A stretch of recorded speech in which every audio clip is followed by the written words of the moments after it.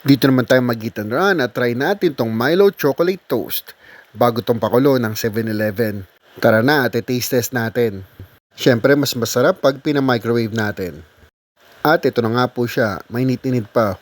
Sarap nito. Milo Chocolate Toast. Ayan, natunaw pa yung Milo.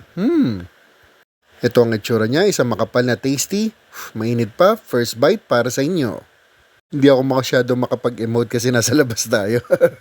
Chocolate yung lasa niya pero hinahanap ko yung Milo flavor, no? Para sa akin parang kulang din ng tamis.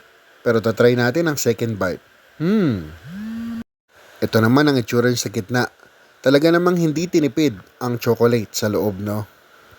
Para sa mga fan ng Milo, siguradong magugustuhan nyo to.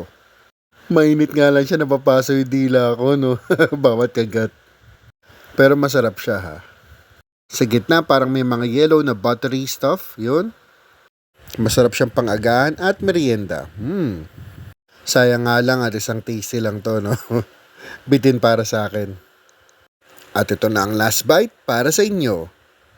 Milo Chocolate Toast, 7 out of 10. I'm expecting more sa Milo flavor, no? Dun sa chocolate niya. Itatry natin ang iba at see you on our next Eat and Run.